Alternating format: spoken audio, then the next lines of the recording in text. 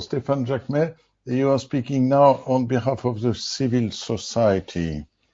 Thank you, Michel, for inviting me and giving me the opportunity to present the position and the views, I would say, of civil society. To prepare for this webinar, instead of reading, I spoke to a number of colleagues, including two colleagues who are leading an organization which is an organization with migrants. And basically, we see really two dimensions in NGO work, in civil society, in linked to migration. The first one is relatively straightforward. A number of NGOs are involved in providing direct support to victims of trafficking. It can be safe houses, it can be witness protection programs, psychosocial health programs, legal counsel, usually either in final destination countries or in transit countries. There are also NGOs providing support directly in countries of origin, trying to target communities which have been particularly affected by trafficking. And there we see a lot relatively generous funding from a number of donors, and there I would say the relationship is very positive because we see the counterparts in government, usually from international cooperation, being extremely like-minded. But the second dimension for NGO is a little bit more problematic, is the law enforcement part, and it's basically the advocacy from the part of NGOs. And there we have three main concerns regarding the approach. I wouldn't say of some government, but I would say of too many governments. The first one, and I think it was already mentioned by some of the previous speakers, is what I would call the hyper-criminalization of trafficking, meaning that the method being used by agencies dealing with anti-trafficking are sometimes extremely brutal and very often not really targeting the traffickers, but mixing up the traffickers and the victims. And we have many, many instances where the intervention by the agencies has been increasing the trauma for the victims. We have seen mass arrests where victims and traffickers have been put together in jail. I think it was already mentioned. There has been insufficient witness protection. There has been pressure for people to witness while there were not real protection for them, thus leading to retaliation against victims by some of the criminals. And the retaliation can take various forms.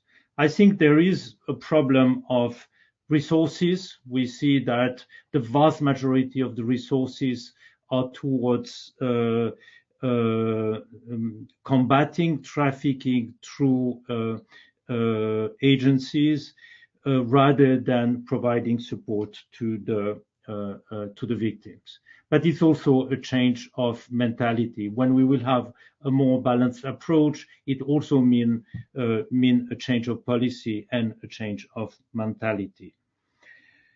The second problem we have, and this is directly related to migration, is that a number of measures which are sold by governments as anti-trafficking are in fact a justification to seal borders and to restrict access by a genuine asylum seeker to indeed seek asylum.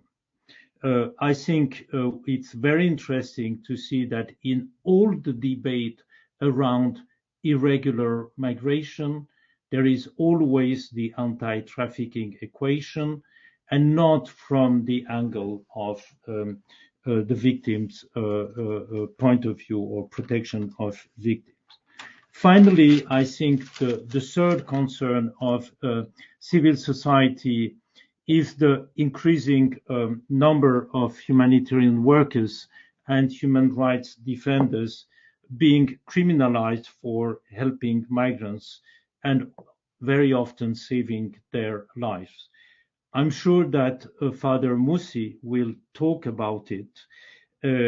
I would just like to mention a report which was launched yesterday by the World Organization Against Torture called Europe Open Season on Solidarity, highlighting that 24 out of 26 or 27, I don't remember now where we are with the membership of the European Union, but 24 have legislation which potentially can put human rights defenders in jail for assisting migrants. And you know that there is also this week a trial starting in Greece against a young German-Irish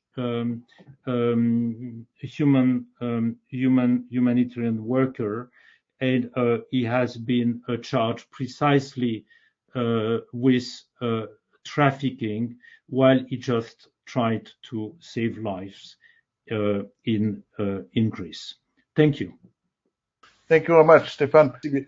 Actually, you told me before this webinar that civil society obviously is not of one voice, but could civil society offer some solutions to the issues which were mentioned today? I think we would like to see an increased dialogue.